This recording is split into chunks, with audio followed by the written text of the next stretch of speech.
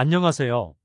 복지만 챙겨도 먹고 사는데 걱정 없는 세상을 만드는 부자 아빠 100억입니다. 매일 도움이 되는 핵심 정보만 전달해드리고 있는데요. 오늘은 계속해서 언론에서 이야기 나오고 있는 국민연금에 대해 알아보겠습니다. 모두들 행복한 노후를 위해 국민연금도 소득원 중 하나로 생각하고 계실 텐데요. 현재는 소득이 있으니 추후 더 많은 연금을 수령하기 위해 연기노령연금을 선택하는 경우가 있습니다. 그런데 단순히 국민연금 수급액만 생각하고 이런 선택을 하시면 큰일 날 수도 있습니다. 심지어 조기 수령이 유리하다고 주장하는 경우도 많은 이유가 바로 오늘 안내해드리는 이유 때문입니다. 많은 분들께서도 이미 알고 계실 수 있겠으나 오늘 영상을 통하여 다시 한번 숙지하셔서 행복한 노후를 설계하는데 도움이 되셨으면 좋겠습니다. 무엇인지 자세히 알려드리겠습니다. 본격적으로 알아보기에 앞서 좋아요 한 번씩만 부탁드립니다. 구독과 좋아요는 영상을 제작하는데 큰 힘이 됩니다. 국민연금 수령기간을 5년 늦추면 36%나 더 받을 수 있다고 노령연금 늘리는 팁으로 소개되고 있습니다. 심지어 국민연금을 제때 받지 않고 뒤로 미룰수록 더 이득이라고 합니다. 단편적인 부분만 보면 맞습니다. 5년 늦게 받으면 정상 수령 시보다 36%나 더 받게 되고 물가 상승률이 반영되는 기본값이 커지기 때문에 약 10년 이상만 수령하게 되면 정상 수령의 연금액을 추월하게 됩니다.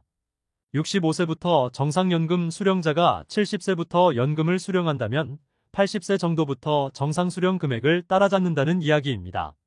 심지어 노후연금을 더 받기 위해서 60세가 넘어서도 국민연금에 가입하는 임의계속 가입자 또한 최근 5년간 2배가량 증가하였습니다. 현재 매달 국민연금으로 250만원가량을 수령하는 60대 남성의 경우도 정년 퇴직 후 연금 수령 시기를 5년 연기하여 그 금액을 늘렸다는 인터뷰가 나오기도 했습니다.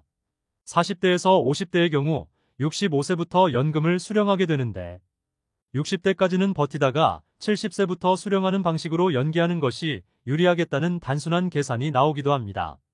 그래서 100세 시대를 살아야 하는 40대와 50대에겐 합리적인 선택으로 보여집니다.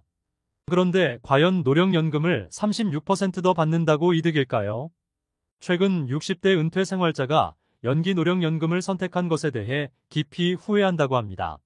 심지어 행정소송을 내고 싶을 정도라고 합니다. 그 이유는 바로 건강보험료 때문입니다. 바로 2022년 9월부터 건강보험 부과체계 개편에 따라 피부양자 자격 유지를 위한 소득 조건이 3,400만원에서 2천만원으로 대폭 낮아져 버렸기 때문입니다. 국민연금으로 월 167만원 연 2천만원 이상을 받게 되는 경우 피부양자에서 자동 탈락됩니다. 그렇다면 재산 한 푼 없이 월 167만원 국민연금을 받는 어르신께서 납부해야 할 건강보험료는 어떻게 될까요? 바로 66,640원입니다. 생각보다 얼마 안 되는데 라고 생각하실 수 있습니다. 그런데 바로 거주하는 공간인 집에 대한 부분도 생각해야 합니다. 연금소득 2천만원에 과세표준 4억원짜리 집 하나만 있는 경우 보험료는 어떻게 될까요?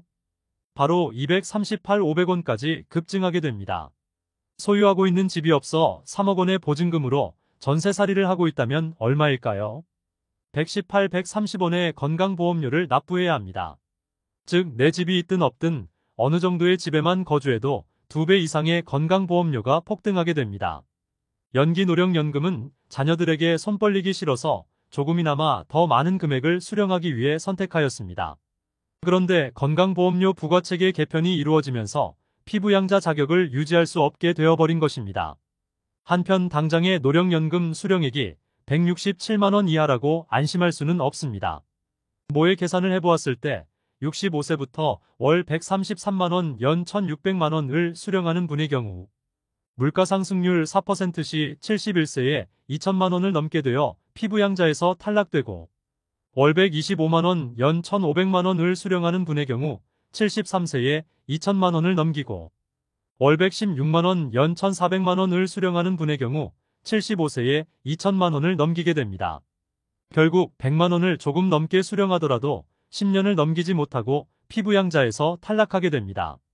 물가 상승률 3%로 계산하면 월 133만원 연 1,600만원 수령 시 73세에 2천만원을 넘게 되어 피부양자에서 탈락하게 되고 월 125만원, 연 1,500만원을 수령하는 분의 경우 75세에 2천만원을 넘기고 월 116만원, 연 1,400만원을 수령하는 분의 경우 78세에 2천만원을 넘기게 됩니다. 물가상승률 2%로 계산하면 월 133만원, 연 1,600만원 수령 시 77세에 2천만원을 넘게 되어 피부양자에서 탈락하게 되고 월 125만원, 연 1,500만원을 수령하는 분의 경우 80세에 2천만원을 넘기고 월 116만원, 연 1,400만원을 수령하는 분의 경우 84세에 2천만원을 넘기게 됩니다. 물가상승률에 따라 다르겠으나 연 1,400만원만 수령하는 경우라도 짧게는 10년, 길게는 20년 이내에 피부양자에서 탈락하게 될 수밖에 없는 구조입니다. 간혹 피부양자 요건이 늘어나지는 않을까라고 말씀하시지만 소득 요건을 더 줄이면 줄었지 늘어나기는 건강보험 재정을 생각하면 거의 불가능에 가깝습니다. 또한 다른 소득은 제외하고 연금 소득만을 따졌기 때문에 연금 소득이 100만원이 넘으면 다른 소득이 조금만 있어도 피부양자에서 제외될 확률이 점점 늘어나게 됩니다. 개인적으로는 노령연금이 100만원 이하라면 물가상승률을 감안하더라도 90세 이상까지도 피부양자 자격을 유지할 수 있으므로 재산과표가 9억 원이 넘지 않고 다른 소득이 없는 분은 조기 수령까지도 고려해서 100만원 이하로 수령하는 것이 더 이득일 확률이 매우 높습니다. 다만 소득이 어느 정도 있는 분이거나 재산과표가 초과하여 어차피 건강보험료를 납부하여야 하는 분의 경우는 건강보험료 평가액 중 연금소득만 50% 증가하고 건강보험료는 과표나 소득이 올라갈수록 증가하는 비율 자체는 적기 때문에 연기 수령하는 것이 유리할 수도 있습니다.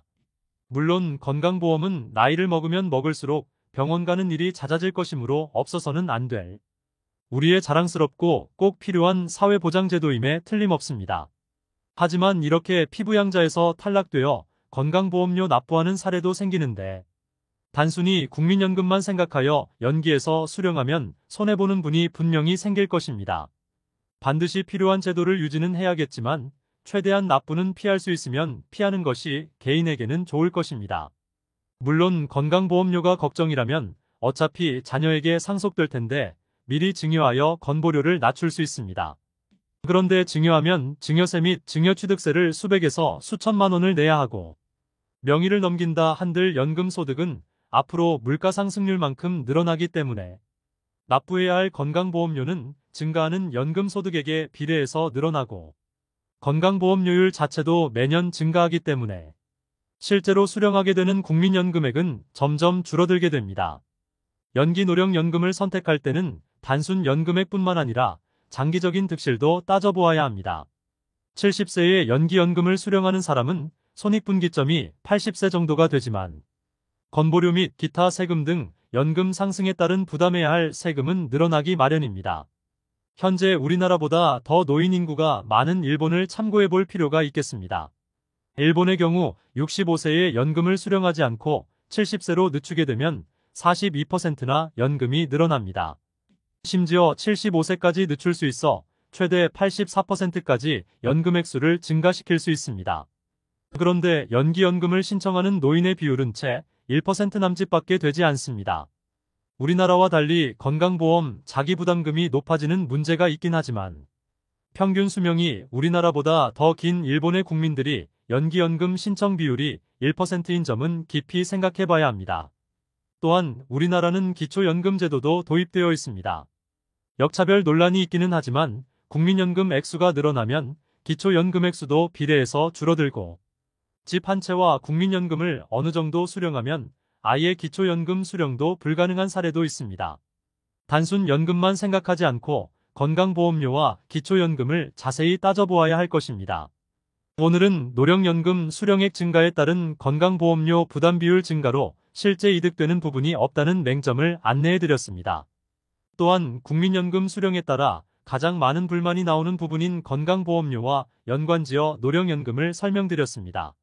제가 말씀드리는 내용을 미처 생각하지 못해 기껏 연기하여 늘려놓은 연금을 세금으로 더 내는 것을 방지하고자 안내드리오니 참고하셔서 의사결정하셨으면 좋겠습니다. 다음 영상에서는 생활에 필요한 더 다양한 복지 혜택 및 정보를 소개해드리겠습니다. 끝까지 시청해주셔서 감사합니다. 오늘 영상이 마음에 드셨다면 좋아요 부탁드립니다. 구독 알람 설정을 해주시면 도움되는 정보를 매일 접하실 수 있습니다. 내일 또 뵙겠습니다. 감사합니다.